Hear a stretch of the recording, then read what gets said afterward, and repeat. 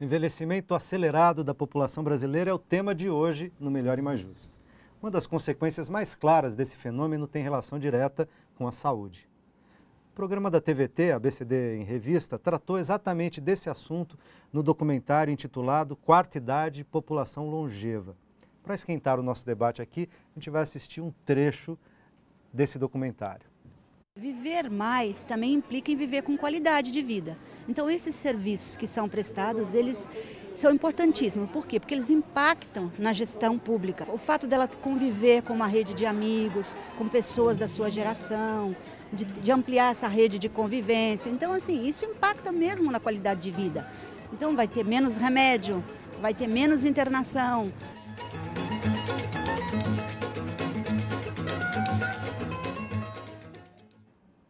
Então, quais são as necessidades mais imediatas para o desenvolvimento de ações e políticas públicas que promovam acesso, metodologias de atendimento, de cuidado diferenciado para essa população e que minimizem grandes impactos futuramente no sistema de saúde, inclusive do ponto de vista econômico?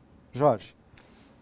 Eu acho que aí implica nos três atores que estão envolvidos nessa questão, né, na sociedade, que é o Estado, a iniciativa privada e o próprio indivíduo, assumirem as suas responsabilidades diante desses desafios, né? Então, para ficar na questão de educação, quer dizer, o Estado, mais uma vez dentro dessa lógica de financiarização econômica, você tem uma transferência do seu atendimento completo para a iniciativa privada, não é? Por meio de planos de saúde, quer dizer, todo mundo tem que ter plano de saúde, né? E que é o que a gente sempre destaca. A questão do idoso hoje, se você for olhar em termos absolutos, numéricos, não é tanto renda em comparação com outros segmentos da população, como o infantil. O idoso está com uma renda acima da chamada linha de pobreza, né? Embora não queira dizer que isso seja o suficiente para você ter bem-estar.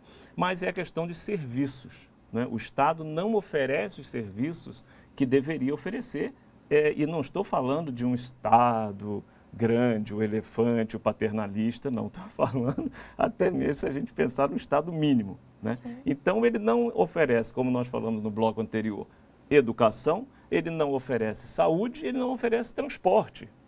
Então, a questão, por exemplo, de antecipação da aposentadoria tem muito a ver, e habitação, e tem muito a ver com a questão também dos transportes. Como é que nós podemos pedir para uma pessoa protelar a aposentadoria e pegar um ônibus numa grande cidade com 67, 68 anos, embora ela esteja bem, né? Quer dizer, aquilo todos os dias, aquilo é evidente que vai ter uma repercussão na saúde daquele indivíduo. O indivíduo tem que tomar consciência de que ele vai viver mais e tem que mudar os seus hábitos também, né? Mas ele também precisa ter condições para isso, né? Então, quando a gente fala do envelhecimento ativo, que é uma meta, né? Mas você tem que discutir se a sociedade está te oferecendo. Então, no meu livro eu falo isso, assim, que tempo que a sua empresa te oferece para você fazer exercício físico? O que a tua empresa oferece a você para você cuidar da sua saúde, né? Então, as empresas agora, elas tiveram uma preocupação pressionadas pelos planos de saúde empresariais coletivos, né? Então, elas começam a criar programas dentro das empresas que é para os funcionários usarem menos o plano de saúde e ela ter menos custo, né? Agora, eu acredito que há que eu costumo dizer que, para usar a imagem que está agora tão propagada, que nós estamos vivendo uma Copa do envelhecimento, né? O envelhecimento está aí, nós estamos vendo, nós estamos falando daqui a 10 anos, né? Já estamos falando de hoje, da realidade que hoje já é uma realidade para inúmeras famílias brasileiras, e nós estamos falando para uma situação ainda mais acentuada daqui a 10 anos, né? E nós não vemos como isso está sendo equacionado, né? Agora, Jorge, deixa eu pensar, você tocou num ponto, queria botar a Juraci. A gente tem aqui uma pergunta da internauta, Nelly Pereira, que diz o seguinte, que no parágrafo 3º do artigo 15 do Estatuto do Idoso, diz que é vedada a discriminação do idoso nos planos de saúde pela cobrança de valores diferenciados em razão da idade. Essa determinação só vale para os planos adquiridos após 2003, só depois do Estatuto? É a pergunta que vem. Mas eu queria também perguntar isso, quer dizer, pode cobrar diferencialmente dos idosos em relação às outras faixas etárias? Porque é assim que acontece, né? Mas o Estatuto não está prevendo outra coisa? Então, o Estatuto, ele proíbe, né, que tenha um aumento acima do índice da Agência Nacional de Saúde, né, pós os 59 anos. Até os 59 anos, não é? O plano de saúde pode ir lá faz o aumento e faz mesmo um aumento considerável, principalmente aos 59 anos. Mas após os 59 não pode mais, aos 60 não pode mais. E isso de antes, quem fez antes, os juízes têm considerado isso e mesmo aqueles anteriores também não podem. Tá? Ok. Eu queria... A questão, só para rapidamente falar do Estatuto do Idoso, que você citou, muito bem colocado, porque o Estatuto fez 10 anos, né? Nós tivemos uma agenda cheíssima de eventos que nós discutimos do Brasil inteiro. E o Estatuto do Idoso, infelizmente, ele virou uma lei simbólica, né? Isso para explicar um pouco para a internauta. A maioria daqueles artigos, ela não saiu do papel. Né? Então, a gente citou aqui o artigo de educação, você tem o artigo que diz que você, em todas as unidades de saúde, você tem que ter um geriatra, você tem que os meios de comunicação têm que dedicar espaço fixo para a discussão do envelhecimento. Você tem um artigo que todos os níveis de ensino devem estudar o envelhecimento. Né? Como é que nós vamos formar as pessoas, os profissionais do futuro, se eles não estão estudando a sociedade? Aí o aluno agora, na FUVEST, ele chega lá e teve a redação, o tema da redação da FUVEST foi envelhecimento. O que esses estudantes estudaram sobre envelhecimento? Né? Até o ensino médio. Há 6 anos atrás, desde que eu comecei o mestrado, eu me ofereço para escolas de segundo grau. Eu enviei livro para as escolas de segundo grau. Nenhuma escola de segundo grau me chamou para falar. Eu me ofereci de graça para falar. Agora, né? deixa eu te fazer uma pergunta não há uma e colocar a Marília importância para esse tema. Não tem. A questão do idoso, infelizmente, Tuto, não dá eco. Olha, eu percebo assim, estou nessa militância, né, já há tantos anos, há quase 15 anos, e o que a gente percebe é que a gente vem falando já há muitos anos sobre isso, mas não dá eco. Mas, é como se não fosse acontecer. Continuamos um país só de jovens. Eu ia colocar nessa direção uma questão para a Marília, juntando aqui com uma questão de saúde, doutora Marília. Que é a seguinte, quer dizer, se a gente pensar no campo da saúde, o movimento que deu origem ao Sistema Único de Saúde brasileiro, o movimento da reforma sanitária, demorou várias décadas e quando você constrói um sistema único avançado formalmente no Brasil e na legislação, etc., você sabe que ali a sociedade, de alguma maneira, manifesta a sua aspiração, mas que terá décadas para construir e consolidar aquilo e o resto da vida permanentemente para aprimorar e enfrentar os desafios que forem colocados. No caso dos idosos, aí o Estatuto dos Idosos, a gente também não estaria nessa situação, porque eu reconheço com vocês todos esses problemas que vocês estão apontando. Mas, ao mesmo tempo, vocês também disseram, essa é uma agenda relativamente nova no Brasil. Quer dizer, esse assunto foi preterido, até porque o idoso ficava secundarizado quando saía do mercado de trabalho. Nós estamos falando de 20, 30, 40 anos atrás, não estamos falando de 2 séculos. Né? Então, essa agenda é uma agenda nova no Brasil. Você coloca a agenda, constrói um movimento e constrói formalizações como o Estatuto, que é uma aspiração. Eu não imagino que um país das dimensões continentais do Brasil, ainda que tivesse saindo dinheiro pelo ladrão, e não é o caso, conseguiria em 10 anos fazer tudo isso que vocês estão apontando. O que vocês estão me dizendo, que eu estou entendendo, é dizer assim, bom, claro, isso é uma aspiração, mas nós estamos andando devagar em termos da sua implementação, poderíamos ir mais rápido. E eu queria saber, no campo da saúde, por exemplo, praticamente, a gente sabe, os idosos têm problemas concretos, da grande cidade.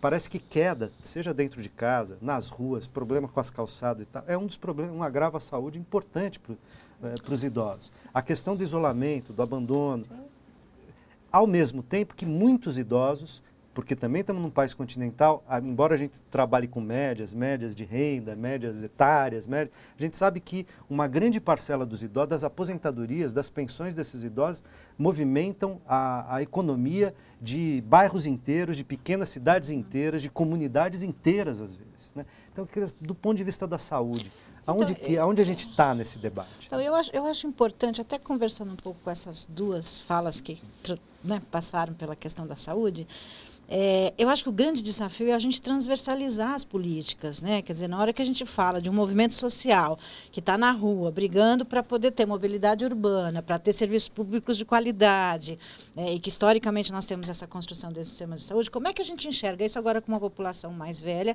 Porque nós estamos falando de problemas e de questões que precisamos, enquanto sociedade, enfrentar na sua totalidade. Por exemplo, quando a gente fala a questão dos planos de saúde, há de fato jurisprudência entendendo que não é depois da lei, né? E já tem gente conseguindo, vai falando com a internauta, de garantia, tudo bem, de que isso não aumente, por conta que as operadoras acabam tendo esse entendimento, né? Então, só depois da lei, até porque já tinha a lei da Agência Nacional de Saúde, que já tratava de questões, né, que também tudo antes da lei tudo pode. Não, está valendo, ela é autorregulamentada.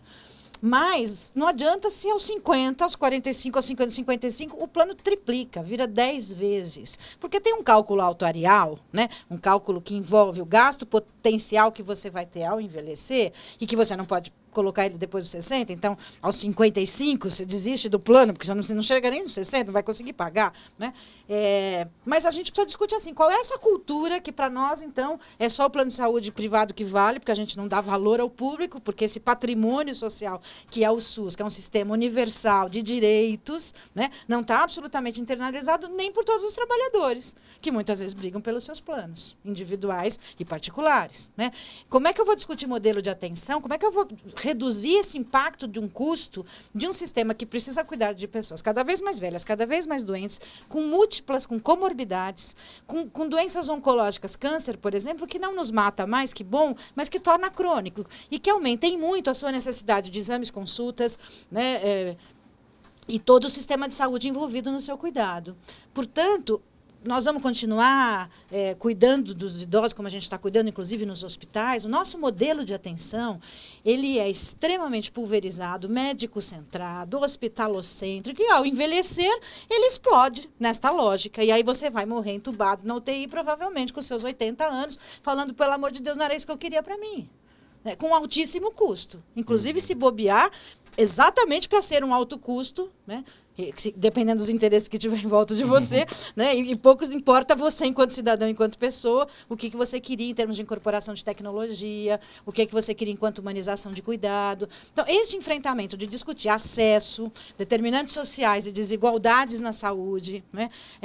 A questão da intersetorialidade, quando a gente fala da política de envelhecimento ativo, da Organização Mundial da Saúde, ela fala, olha, saúde como um eixo, mas participação, educação continuada, segurança não só de ir e vir, como segurança de poder ser contemplado numa necessidade pela política pública, para que eu possa viver e morrer com dignidade, né? Então, temos que falar de finitude, temos que falar de várias outras coisas na nossa cultura que não está posta, porque senão não tem... E essa questão do geriatra, por exemplo, cultura. Sem dúvida, né? Essa questão do geriatra, tudo bem, está no estatuto, é uma construção dos idosos, é uma construção de uma política, quer dizer, é importante que eu tenha isso num documento referencial, mas a política não se constrói com a lei e a gente falando dessa lei tem que ser aplicada. Quer dizer, qual é o movimento que nós, e acredito que todos nós aqui em particular, que militamos nesta área, seja nas suas interfaces do social, da saúde, né, da política, das outras áreas, da educação, quer dizer, tem muita gente já olhando para isso e discutindo isso,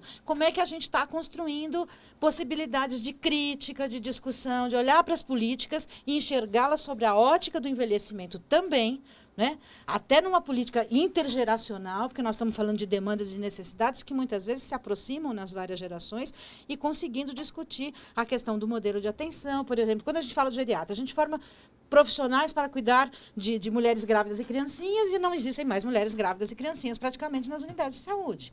Por outro lado, nós construímos as unidades de saúde na construção do SUS, do ponto de vista da atenção primária, do território, de produzir cuidado, mas de produzir saúde. Saúde na concepção de ser livre, de ser feliz, de ter comida, de ter terra, de ter trabalho, uma concepção de saúde extremamente ampliada do ponto de vista da reforma sanitária, e que agora não adianta falar, vamos envelhecer todos, vamos atender só com especialistas e vamos fechar a porta do SUS quando estivermos todos velhos, né? Como é que o SUS, nesta construção e nesta concepção, está se preparando para atender e para poder acolher esses idosos nesse território com políticas de fato intersetoriais? Esse é o desafio. Inclusive tirando do campo do mercado, né? Porque a saúde, negócio, vê o envelhecimento como um negócio altamente rentável e que, na verdade, é acesso para apenas uma pequena parcela da população idosa. Formamos hoje geriatra praticamente só para o setor privado, quer dizer, vamos formar para o setor público. Qual é o papel dele? Ele é muito mais fomentador, talvez, para transversalizar um conhecimento, ou a gente quer um geriatra na porta de cada pronto-socorro, porque nenhum outro profissional vai saber cuidar de idosos? Claro, mas esse é um enfrentamento que nós temos que fazer com os próprios idosos, com nós mesmos, com a sociedade. Né? Mas mesmo o setor privado, ele, embora tenha a oferta de mão de obra, não é, dos geriatras que vão, os poucos que são formados vão para o setor privado, eles hoje vivem um grande desafio. Isso é uma declaração que me fez o presidente da Associação dos Hospitais Privados, que eles não sabem o que fazer com o aumento de pacientes com mais de 90 anos. Eles não têm médico suficiente para atender, eles não têm estratégia, não há modelo ainda para isso. Não há modelo. Então, mesmo no setor privado, né, por isso que eu digo no meu livro, mais uma vez, eu falo que não basta você ter renda, e por isso que eu falei da questão dos países ricos, não é uma questão de renda, é uma questão de mentalidade, né, de toda a sociedade, que tem que ver isso que a Maria falou. Construção social. Eu preciso fazer um intervalo, a gente já volta com esse debate, não sai daí.